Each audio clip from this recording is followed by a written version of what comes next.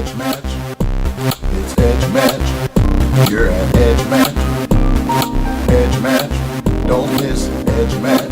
Don't miss Edge Match. You're at Edge Match. Edge Match. Don't miss Edge Match.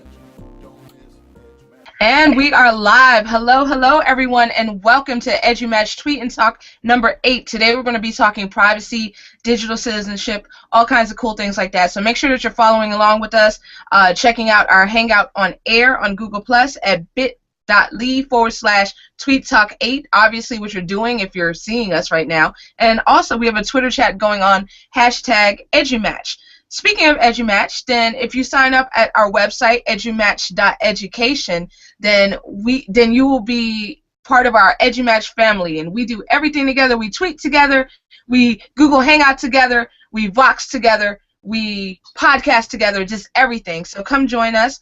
Tonight's topic, once again, will be about digital citizenship and privacy. So we have some fantastic moderators today. We have Tammy Neal and we have Stephen Hughes. So I'm going to turn it over to them. Good evening. My name is Tammy Neal. I teach computer apps and game design in a small rural school in North Florida. So my name is Stephen Hughes, as you said already. I'm an academic coordinator, lecturer in tech, English language teaching, instructional technology here in Rio de Janeiro, Brazil. My name is Zena Brown. I'm an educational technology specialist at the iTeach Center at Kennesaw State University. And with today's topic, the other thing that's real important to me is I am a mom of 4 from elementary to college. So question 1, what constitutes privacy when it comes to digital citizenship? What are the implications for education? And we're going to start off with Zena. I think there's a lot with that question. Privacy, quite frankly, I've almost gotten to the point where I just don't consider a whole lot of stuff to be private anymore. It concerns me. We have parents, particularly when I was a teacher, that didn't want anything about their students up on the internet. That's Annabelle. Be it their life story. We've done things where we have the kids sign the media release, and we took probably almost a year with legal going through making sure we had the right information in there. And even with parents that signed that and agreed that their child could be up on the internet, they were still unhappy about it.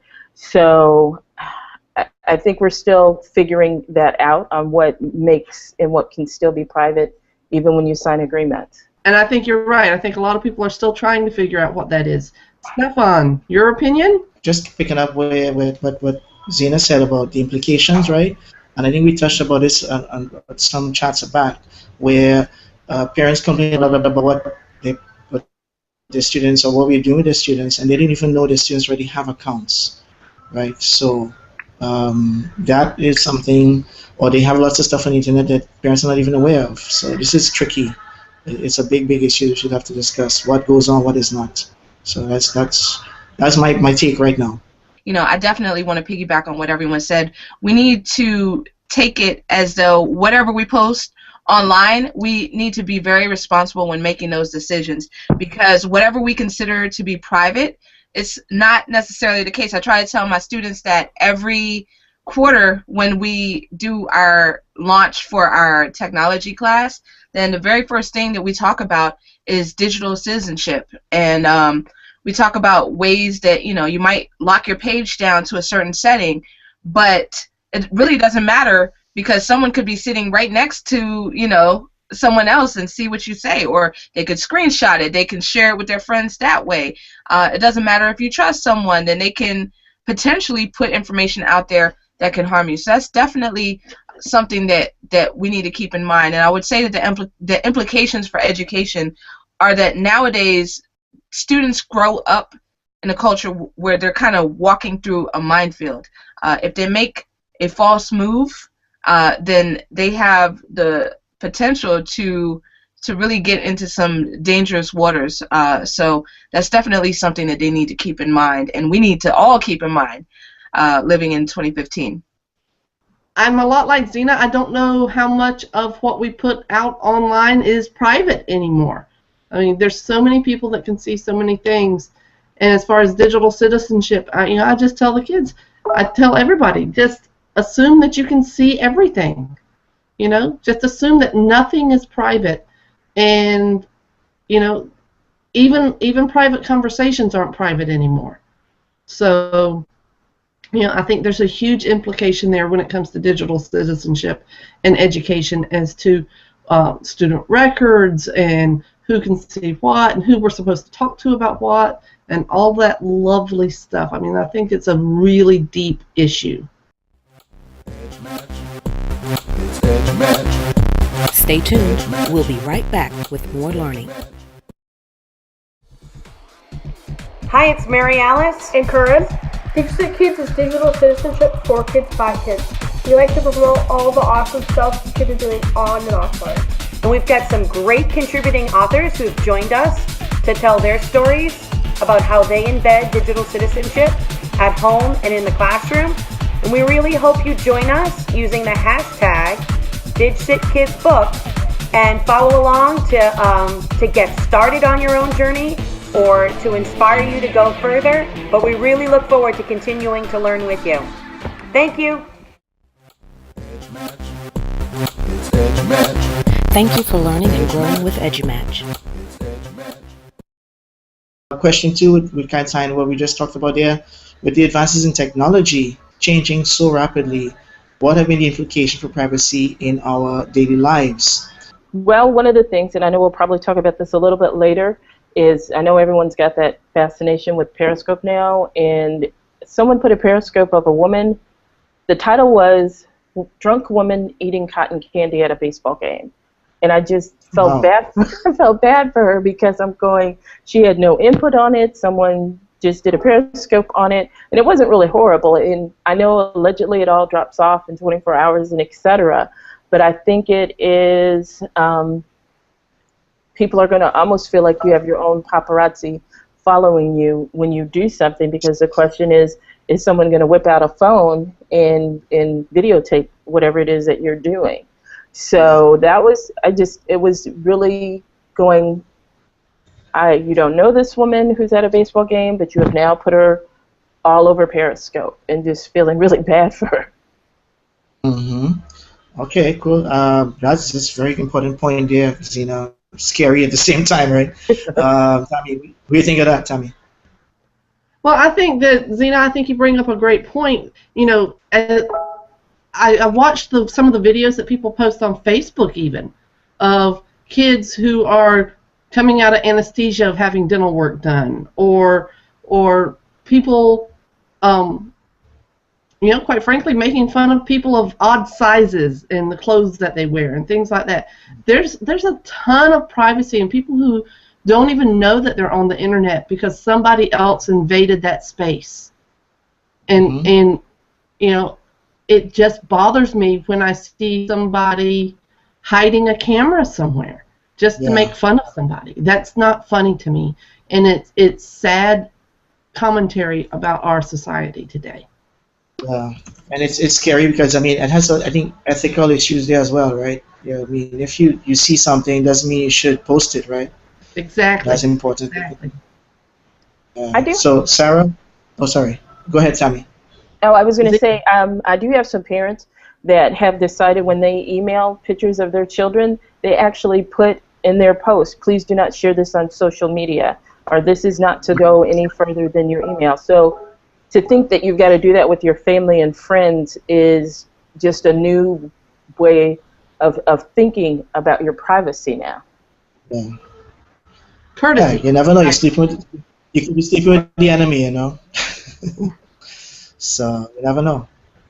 Yeah, that is so true. And I'm looking at the Twitter feed right now, and Anne had a similar comment. She said that she thinks it's still a tricky issue in education. Assume responsibility, need parent permission when working with minors, and that is so true. Yeah. But I just want to circle back to something that Tammy was just talking about a second ago about the hidden cameras. And one thing that I know was a huge topic of discussion, probably this time last year, now not so much, is Google Glass. How people were walking around with Google Glass and just you didn't know if it was on, you didn't know if it was off, and I had a pair too. I worked the whole basketball season, and my whole basketball coach salary went into getting a pair of Google Glass. But I have to tell you, I rarely wore them because I just felt so weird.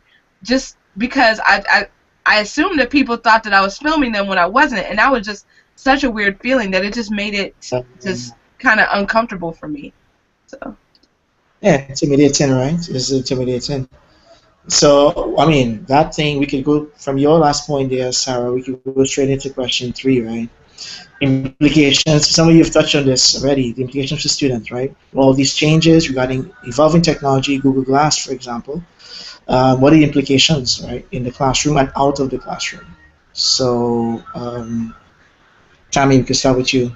There have been issues where teachers have filmed students and students have filmed teachers without the other one's knowledge. And I think that with the advent of the technology, just the technology we've seen in the last year has been so amazing. You know, the GoPro now has, what is it, about an inch or so square for a GoPro now? You know, those things can be hidden anywhere. So it makes you, it puts you on alert, and it makes you really suspicious sometimes of behavior in a lot of different places, including the classroom. You know, so I think that it's something that we have to all address, and it's too difficult for schools to make, or districts to make decisions each summer. It's got to be an overall ongoing understanding of, no matter what the technology is, certain places are free from that type of distraction. You know I want to use video in the classroom. I want my kids making videos, but what I don't want are my kids making hidden videos. Okay. Yeah. I want it out and above board and in the open. Cool. That's true. That's true. Zena, mother of 4 kids, what do you have to say about that? Well, I think it's when I've held off on my kids getting email accounts until it becomes kind of a part of their educational process. And then because of the type of email accounts they have, they all run through my phone. So I see all the emails that they get. And then I do see when they get invited to a hangout with their friends, and I'll be honest, I go back through and read the transcript, and yeah, my son's not on any of those hangouts. It's just not appropriate for me. And then the other thing is, there's another piece of software that tons and tons of teachers are using, and in Louisiana they just passed a law where you can no longer use as a username or password any type of identifying information for a student. So they're not necessarily scrambling, but there is no first name, last initial, no last 4 digits of their student ID number, no just initials at all. So teachers are trying to figure out something simple like, if I want my students to be global citizens and have things where they have usernames and passwords, what are we going to use? I mean, you want something simple that you can use on all your applications, but now their kids are named after action figures, and because they don't have a convention that fits in with this new law that they can use. Okay, cool. Sarah, add something to that. Say something to that. That's great. Thank you very much, Zena.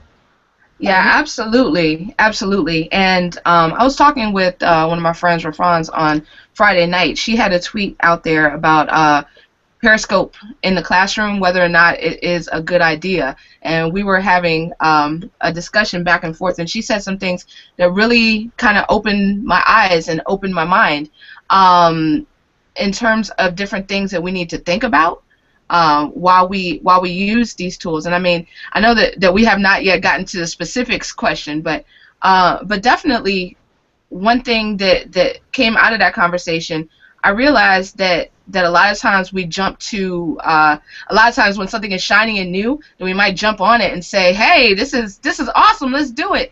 And she kind of helped me realize that, you know, we definitely need to think twice. So this is something that I kind of in the back of my mind, when I heard about Periscope, then, you know, that was definitely a concern at the forefront of my mind. I did not want to do anything to put my students at risk. But the fact is that as educators, we all need to be cognizant of that and think of safety first. So while those of us on the panel and maybe those people who are watching and engaging might already know this, then we definitely have to spread the word and spread the awareness to the rest of the profession. You are now listening to the EduMatch podcast. EduMatch is proud to present our first feature-length documentary.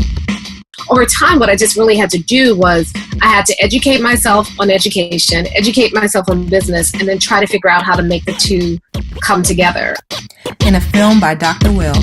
I want to make it look like I don't feel like I'm working a day in my life. Like when I'm working side by side with a district, I want to be having fun. I want to be there. If I wasn't having to take vacation days or be away from my wife and kids, be away from my family, I'd almost want to go do it. If I could do it for free, I'd want to go do it for free. Education is a service industry, and we are not used to talking about money, making additional money. For me, finding that balance of what I'm offering that's free versus what I'm offering that's paid for. On my blog, I don't do any advertising, and that's very intentional. Like I have the books that I've written on the side, and that's enough self-advertising.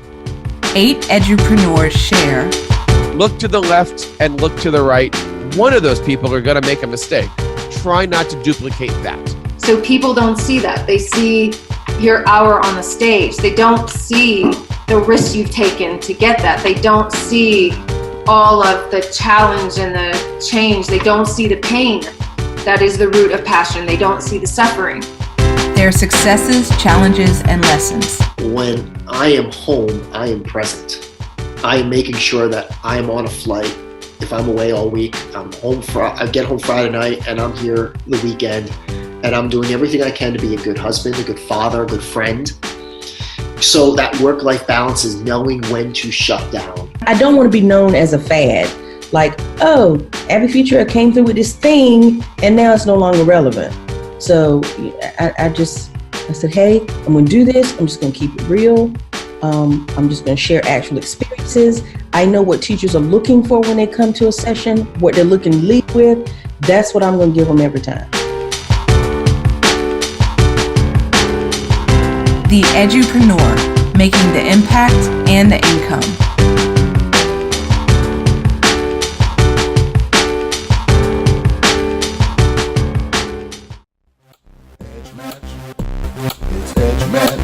Thank you for learning and growing with EduMatch.